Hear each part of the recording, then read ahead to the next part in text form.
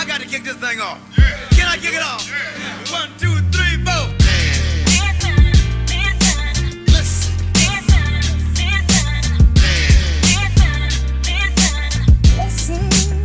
Ladies and gentlemen, listen.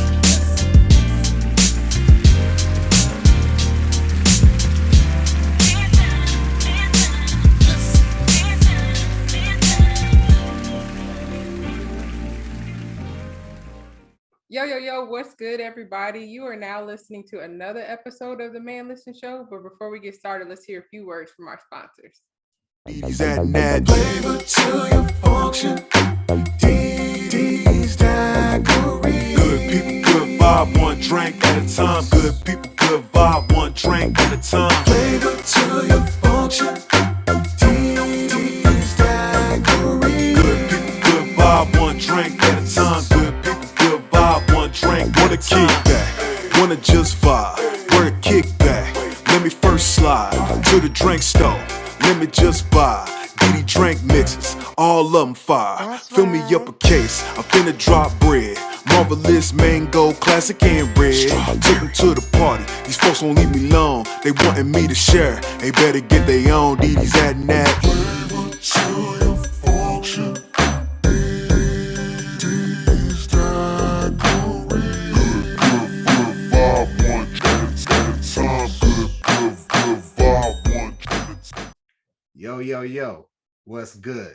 Conversate with Us Radio presents the Man Listen Show. We are the blackest radio show on the internet. We bring you our opinion on topics that affect the Black community in an effort to enlighten, enrich, and empower every brother and sister that falls under the sound of our voice.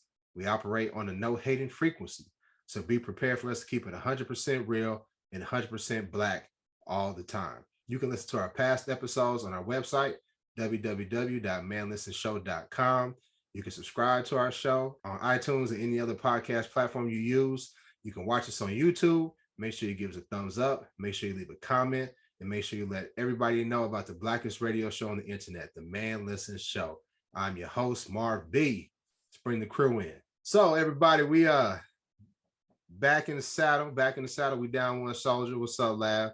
But we got an excellent guest on the show today. We want to talk about these housing prices, this housing market. You know, we look in the past and the history in terms of Black wealth. One of the best ways for Black Americans to build wealth was through houses, right? And we've been boxed out of housing through housing discrimination. We've, you know, back in the 60s and the 50s, and even here recently, we've suffered some discrimination and been abused by financial institutions when it comes to building wealth through home ownership. So right now we're seeing a big surge in housing prices. And the last time we saw this type of surge, the bubble busted and Black America lost a lot of wealth. So what we want to talk about today is what's driving these surges. How can we be ahead of the curve so we make sure that we maintain our wealth? Because, you know, we always talk about the wealth gap between Black Americans and the rest of the country. So this is important for us to stay ahead of the curve on this. So we brought in my brother, Warren Ganues from the Young Millionaire In Training podcast. Brother Warren, how you doing, man? I'm well. How about you all? Doing good. So let's just start off the top, man. I live in Dallas, Fort Worth in the Metroplex, and these housing prices are just off the chain. A lot of what's driving it is this is a popular place for people to live. So we got individuals moving from California coming into this market, and it's driving up housing prices, right? And there's really just not enough inventory for people to really find something to live where they can live comfortably with the salaries that they're making. Now, I know Dallas is maybe an outlier. You got Florida where you got the snowbirds coming from New York, but I think pretty much everywhere housing prices are just through the roof. What's driving that, man? And how do you see this impacting Black America? Yeah, great question. And just kind of to give people also a little bit about me, in addition to the podcast, The Young Millionaire In Training, where we talk financial literacy specifically to our community because we miss a lot of that. We don't get to open up those conversations about it. I often say it starts with brokenness, whether it's because we're ashamed to talk about how much money we have because we broke, or we know once we get to a certain level, then somebody's gonna start asking for it. So either way, because they broke. So either way, in our community, we just kind of hush hush. So that's kind of what the podcast is about. But by trade, I'm actually a mortgage business analyst. So I literally analyze the market, help banks make decisions on interest rates, on what kind of mortgages to offer, different things based on the market. So kind of to answer your question, I want to give a little bit of background of how we even arrived here, just for a contextual purpose. And then once we get through that, that'll kind of actually answer your question a little bit more in full. So the first thing that's really important for us to know is that this market, the way it is, it wasn't caused by COVID. COVID delayed it and COVID made it worse, but it's not a direct cause of COVID, okay? This was already going on. So what I'm kind of getting at and what I'm basing that on, you mentioned 2008, when 2008 happened. If you actually look at the time period from 2003 to 2017, and you look at specifically RV sales and boat sales, in our community, nobody got RVs and boats, so we don't really pay it any attention. But if you actually look at those numbers, as far as the sales declining, it looked exactly the same from 2015 to 2019. So you could already tell something was coming, because 2003 to 2007, and then 2008 happened with the market crash. 2015 to 2019, same exact pattern. So something was already coming at that point in time. So COVID just delayed it, because it probably would have already been here had COVID not happened. So then what COVID did to delay that and kind of add to it, COVID kind of created a perfect storm situation. So you had people who now were at home, so they were no longer commuting back and forth. I actually listened to you all's last show talking about the gas prices, because that was funny to me. But with these gas prices, so they're not commuting back and forth. So that's already, just an average, 2-parent or 2-person household. You're talking putting $200 to $400 back into a household every month just by not commuting and doing lunches and things of that nature. Also, because people were at home, they were able to care more about their house, because you're there a whole lot more because you're working from home now. A lot of people had those honey-do lists, so they could do projects in the home that created a better value for the home. On top of now, because we're also working remotely, you can live anywhere you want to and still work wherever you were working at. So now you don't have to be within a certain radius. So now, hey, I'll just go, if I want to live in Hawaii, I'm going to live in Hawaii. Mix that with lowest interest rates. These were all-time low interest rates. Even now, since they've gone back up, and I'm going to touch on that a little bit, they're still at an all-time low, because if you go back to the 80s, they were 17, 18%. So even at 4 and 5% that they've gotten back up to now, they're still at an all-time low right now. And at that point, during COVID, they left them rock bottom all-time low. Then on top of that, they put the stimulus money out there that made people think they had even more money that they didn't actually have on top of that, which is what also led to inflation, because this is going to go hand in hand, because houses are actually created with the intention of being kind of a savings plan that you can live in that mirrors inflation, which is why you see a boom in inflation at the exact same time you see a boom in the housing market, because they're kind of meant to mirror. On average, homes appreciate about 3% per year, and inflation on average is about 3% per year. So they're meant to mirror each other. That's how mortgages are kind of designed, and home values are designed to be that way. So what did all that lead to in 2021? Or now that we're in 2022, but happened in 2021, we had a 32% increase in home worth since February of 2020. So you're literally talking a third of the value. A $300,000 house got an extra $100,000 worth of value almost in 2 years, which, as I just mentioned to you, it only averages historical 50-year averages being 3%. And we got 32% in 2 years. Like, that's past crazy, just to be totally honest about it. Then on top of that, the past year, it went up 20%. So from that 2-year period, it was 32%. Just 2021 was 20%. So a fifth of that was just last year.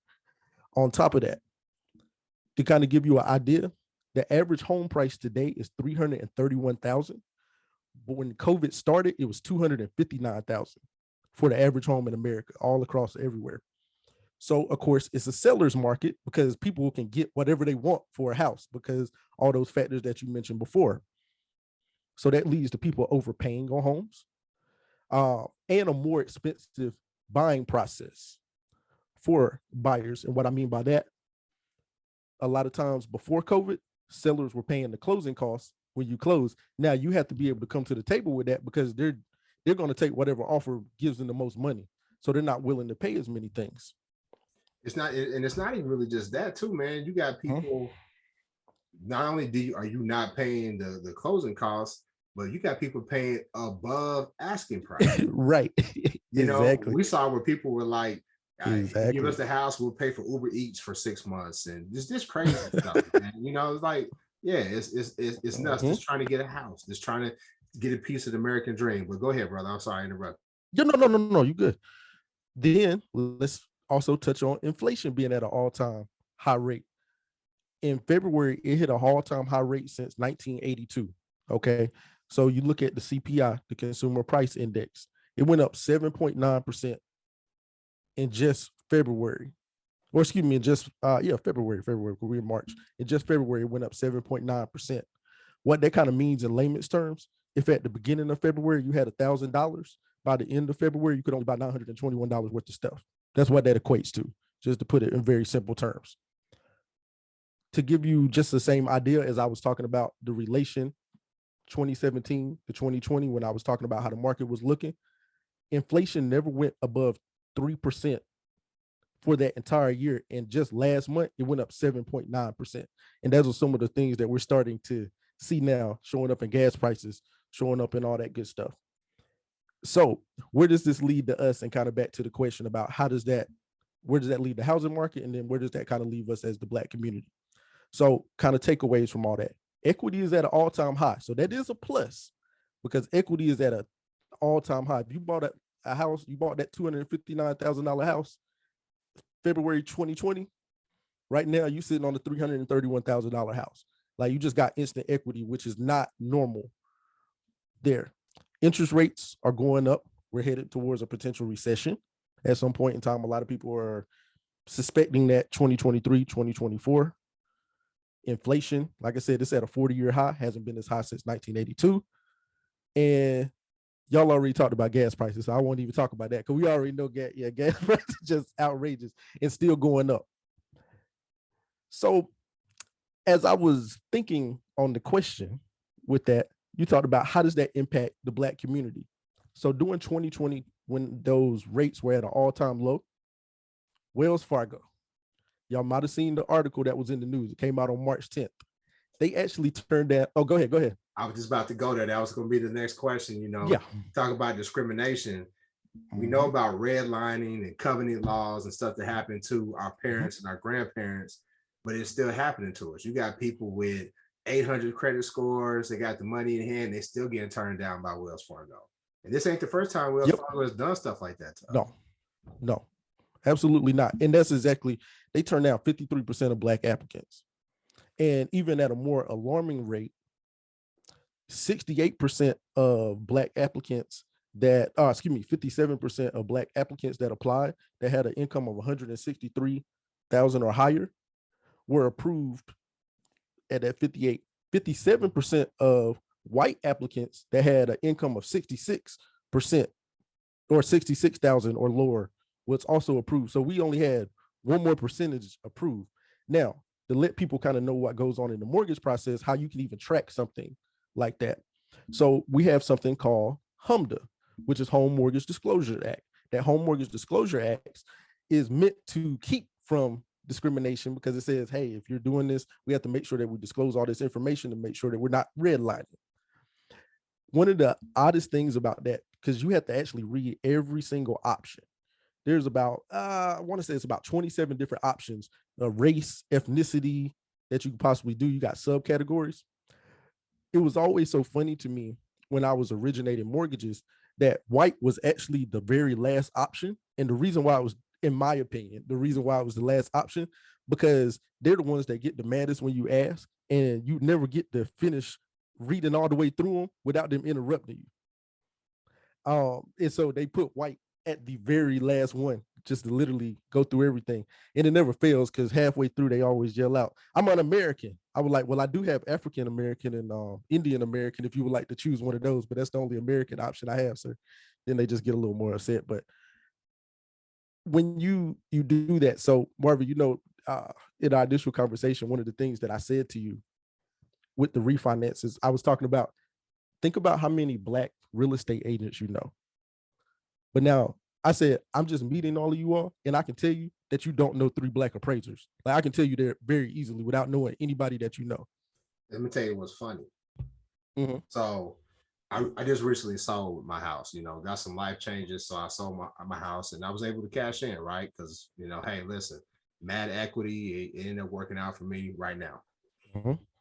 I had a situation where we were going through the process, and, the house needs to be inspected, and then you have to go through the appraisal process. So most people know when you're selling your home, right, you take down everything that identify mm-hmm. you as Black. Basically, mm-hmm. take down the pictures, anything. Hey, it's got to go. And I remember I came home early, and because the appraiser was supposed to be there at a certain time, they got access to your house. I came home early, and the appraiser saw who I was. And I remember telling my realtor, who's a brother, hey, man, yeah, the appraiser saw me, and he freaked out. He was mm-hmm. like, I just hope things turn out okay, because the appraiser, man, they've been known, and we saw a story where a black family put their house up for sale, and the appraiser lowballed them, and then they made it seem like their white friends put it up, and they got mm-hmm. the actual value of the home. So it's just a craziness. We're getting it on all sides, whether from the banks, from the appraisers. And to answer your question, no, I don't know any Black appraisers. I don't. Yeah. No, I know. Yeah, because we're not represented there. Even in my time as a mortgage loan officer, I'm an anomaly. Like, I'm a unicorn in the industry. Like, outside of Atlanta, obviously, in the Wakanda, there are lots of us. But if you anywhere outside of Atlanta, like, we're very few and far in between on that. And that's one of what I found to be the major issue. Now, there's another side of the coin to this, and I kind of want to touch on that piece where you were talking about the Black ownership and home ownership being there. So for me, as far as fixes go on how we can start to benefit from the housing market specifically, we have to get away from just living in our real estate and also starting to be a part of the business of real estate. And by doing that, and let me kind of get at what I'm kind of referring to. So when you're just living in the real estate, like, they've never cared about that. Like, yes, they've, done some things to some Black neighborhoods, but they've let us live in the Black neighborhoods. But think Tulsa, Oklahoma, Black Wall Street. What were they after? The businesses. Because until we get enough infrastructure, they know that we can't really narrow a gap anyway. And even furthermore, on that point, watch this. So even if you have a really successful Black business inside a Black community, let's say you make $250,000 a year. The first thing we go and do is pledge the money to a white bank for the next 30 years. That's the first thing that we do. And then if you really make it, now we go and make sure we pledge our mama's money to the bank, to a white bank for the next 30 years. So even although we're seeing some of the benefits from having the equity, we're still giving them back the money. We're not doing anything for the wealth gap piece, because not only are we doing it, we're taking all the responsibility and paying them interest on top of us owning all the responsibility to it. And that's why I said, so yes, not saying don't buy a house. That's not what I mean by that. I'm saying not just being about living in it, also be about the business of it. So the reason why I bring up that the Black appraiser piece of it. So these are all the list of people that are involved in a real estate process. You have the real estate agent, you have the mortgage banker, the home inspector, the appraiser, the mortgage processor, the underwriter, the title company, and mortgage closers. A few other ones, but those are like the main ones that you're going to have involved in the process.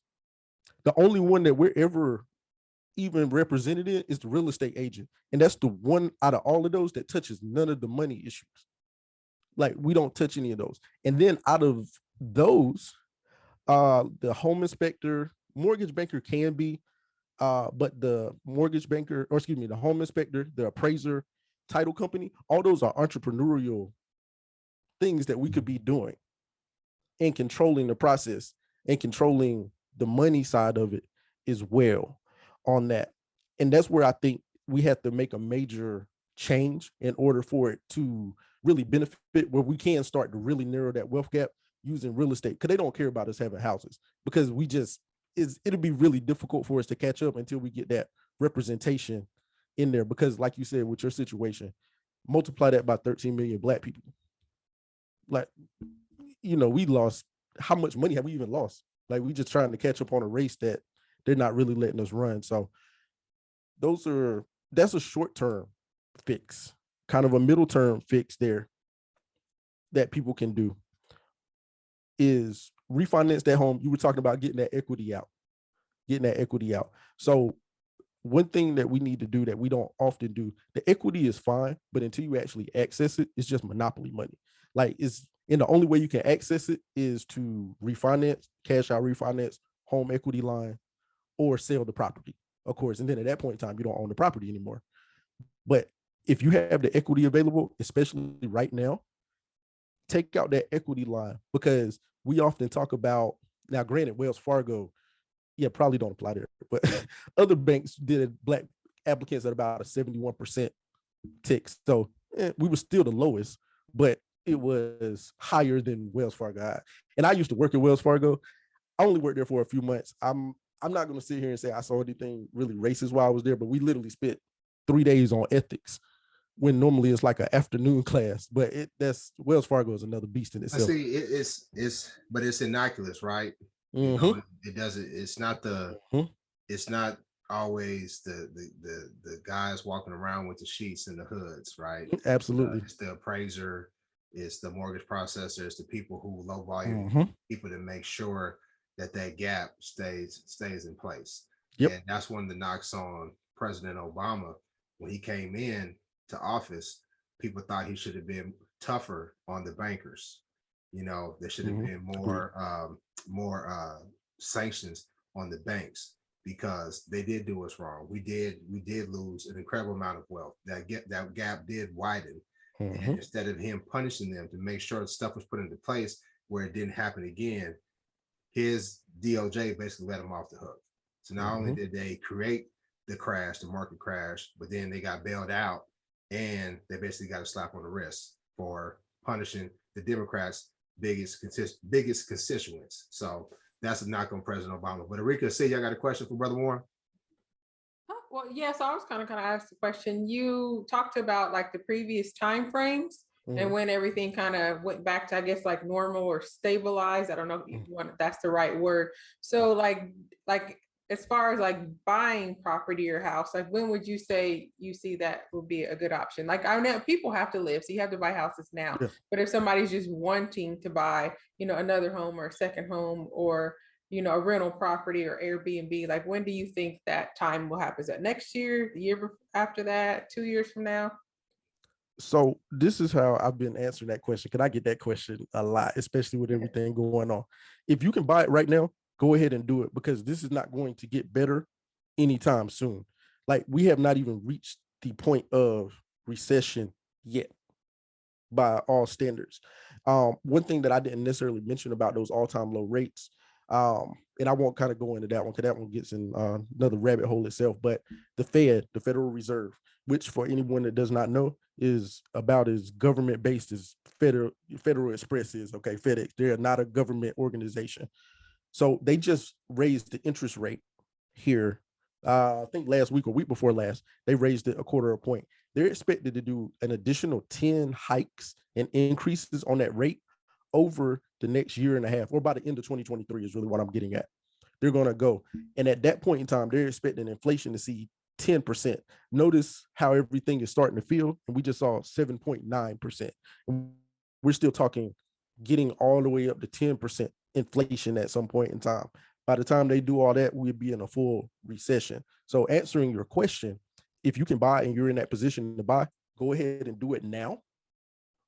If you're going to refinance, go ahead and do it now. Like, when you're listening to this, finish listening to it, of course, leave them a rating. Yeah, finish listening to it, leave them a rating. Then after that, call your bank and refinance or start the process right now. Other than that, how I've been kind of answering that question, if it's in the budget, do it.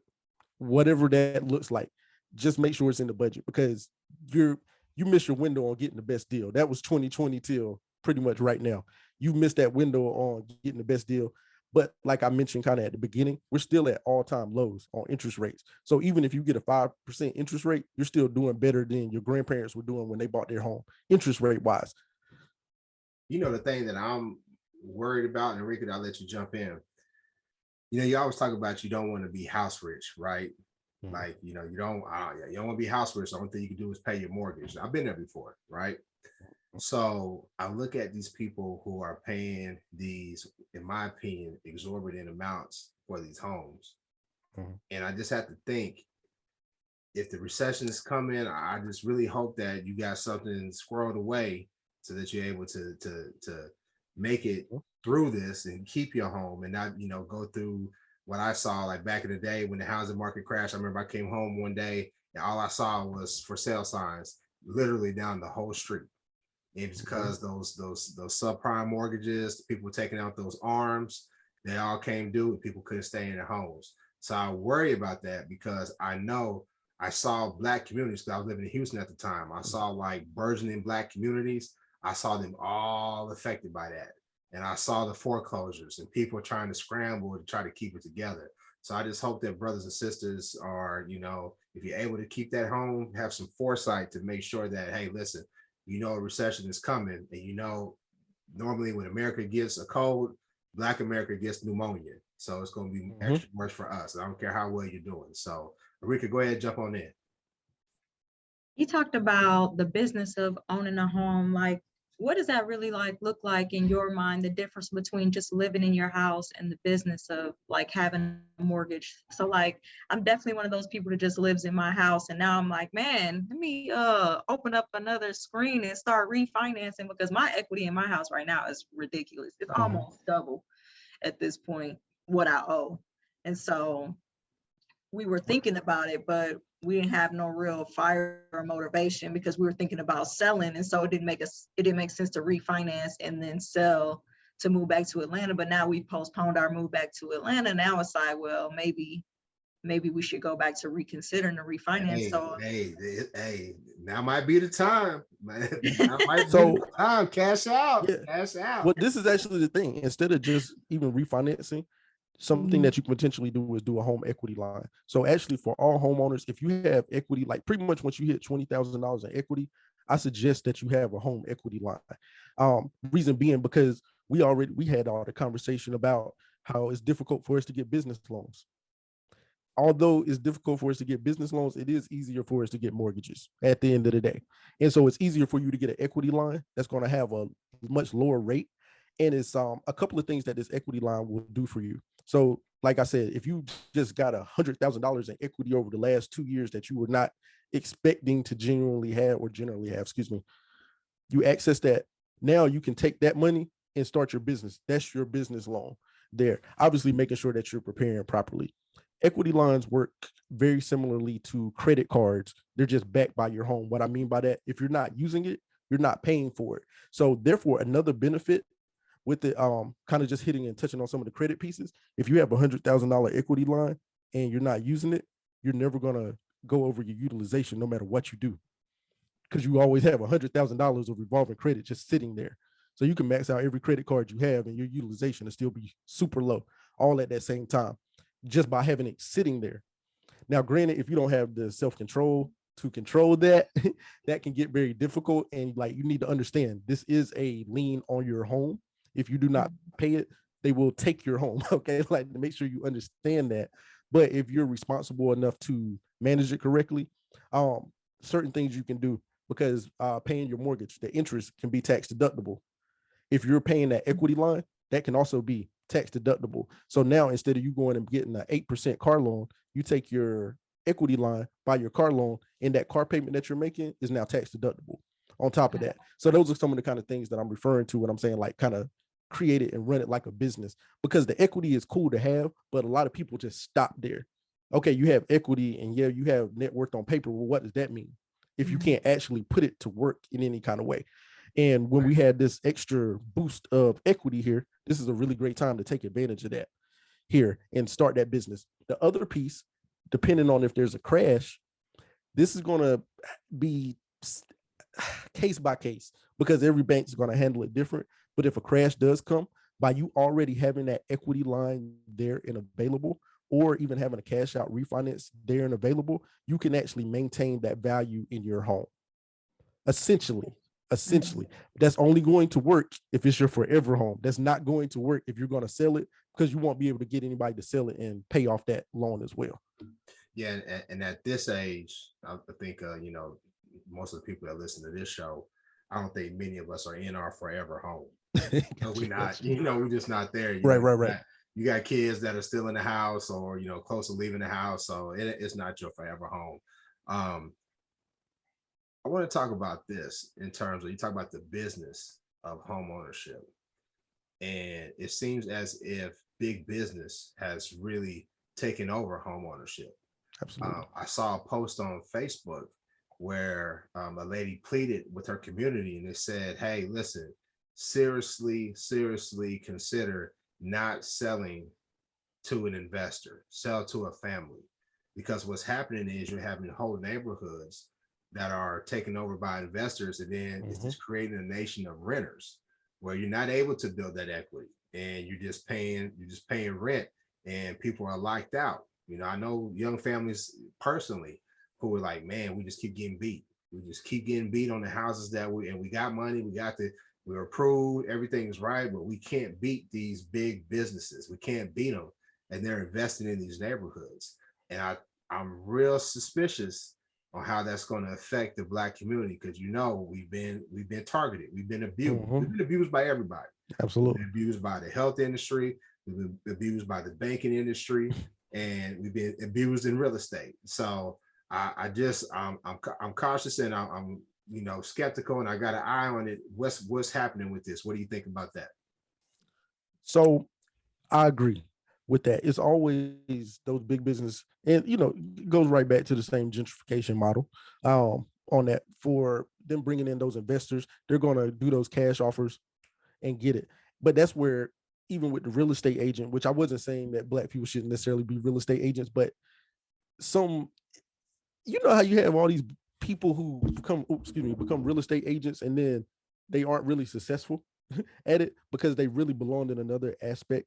But we still need that representation there, because what happens is real estate agents, they're so money driven oftentimes, and when they already don't have our interest in mind and they're money driven, they're going to push you towards that investor, because people are so confused, they're so lost in the process that they pretty much do whatever the real estate agent tells them to do, for the most part, because they just don't know what's going on. Because I have people all the time, they were like, well, my real estate agent told me. Matter of fact, to give you an example why that representation is so big. So 87% of buyers, regardless race, creed, religion, 87% of buyers go with the lender and the bank that the real estate agent tells them to go with. So they have tons of influence on that decision. Okay. And that's why that it is so big for us to need that representation at all levels, because depending on who they go with will depend on who they end up running into along the way. So that's why that's really big. So no, I think that starts with us. I agree fully that they shouldn't be selling it to investors if at all possible, because they're just going to shut out the market and close it down. Because that was something I actually wanted to mention earlier when you were talking about making sure that we have something saved up, put away to do it. Make it very clear, like none of this is accidental. Like it's just popping up to a lot of us, but this wasn't accidental, and everything that's happening was on purpose. Okay. And not to get into my conspiracy theories bag, but for instance, gas prices right now. Hey, listen, bro. Yeah. You on the Man Listen show. There's any place where you can talk about a conspiracy. Okay. This is the show, Black man. Okay. So go ahead and go. Okay. So in 2030. So I did an episode recently because I also talk about investing in the stock market a lot. And I was talking about Tesla. Tesla by 2030, the electric vehicle market plans on being 60% of the cars on the road. And so we already see where gas prices are going. You like, yeah, that's cool. But there's another piece of it that lets me know this was done totally on purpose. From 2012 until 2019, you got a $7,500 tax credit for getting an electric vehicle. They cut that out in 2019, and then bam, we have a random pandemic. Like, I'm like, hey, this is just a little bit too, like, why did y'all pick 2019 out of all given times to end that tax credit and start phasing that tax credit out, knowing that we were getting ready to come out of this pandemic and go into this situation where people are getting ready to start moving into electric vehicles? Because that tax credit could help everybody out. That $7,500 tax credit in a better way than the stimulus check could, because you're just deducting, not actually putting more money into the market. And why I'm kind of just to touch that real quick, in case people don't necessarily know what causes inflation. Inflation is when you have too much money and not enough things to buy. So if you think about when you first get paid, or you get an extra $10,000 and you got it on Outback, and they tell you that the shrimp are extra 35 cents. Yeah, give me 6 of them. Yeah, because you don't care. And that's how it is when you have too much money. You start overspending on things, which is how people started overspending on homes on that. So that's just a little bit of, I get off my tinfoil hat a little bit, but in my conspiracy theory, but that's me. And so I say that to say this housing market is not something like this was on purpose. So you have to be very intentional about making sure that you don't fall prey to it, because it was designed for you to fall prey to it. Yeah. Man, I think you shared a lot of good info in terms of, where we should start looking at directing people to help the community and different avenues that they can, be successful in. I do know a lot of Black real estate agents, some who are very successful. I know a lot of people who are trying to get in the game. I'm going to real estate class. I'm going into real estate class. And I saw a special on, I believe, CNN, where, just because of how this market is working, if you're not already experienced real estate agent, you're not really going to thrive, but there's other ways to capitalize on this market boom. So this housing boom. So, you dropped a lot of knowledge on that, and I wanted you on the show. I'm glad you came on. I'm gonna give you the opportunity to talk about your podcast. But we are about the upliftment and the empowerment of the Black community. And the main thing we talk about is the wealth gap. And we haven't been given a lot of opportunities to close that gap, because of all the things we talked about, right? Salary discrepancies. I mean, you name it. Everything. Yep. They've done everything to us, right? But the one thing that we've been able to do is buy a home. We've been able to buy a home and build wealth through that platform, right? So we talk about those things, and we want to make sure that our people stay ahead of the game. Absolutely. So that we're not behind the game, because we just don't have a margin for error to try to play catch up. So right about talk about your show, bro. Let us know about your show. Where can they find you? What topics that you cover? Let us know about it, man. Yeah, no, absolutely. So Young Millionaire In Training podcast, we Apple, Google, anywhere you can find a podcast, we're there. Like I kind of mentioned, it's about opening up that conversation about financial literacy and just how money works.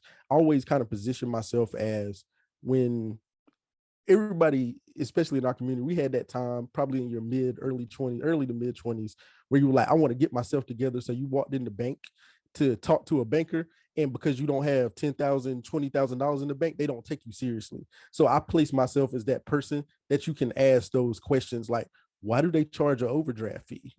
And yes, I brought that up because I heard y'all talking about that last week.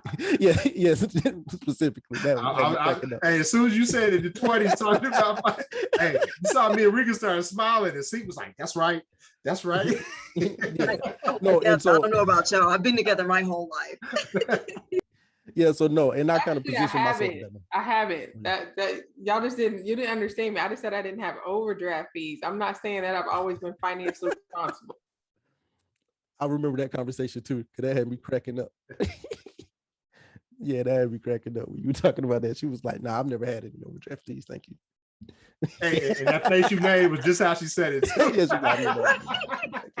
she's like, I don't know what this foolishness is. The only thing she didn't say was, "You peasants." Like, that's the only thing she didn't say.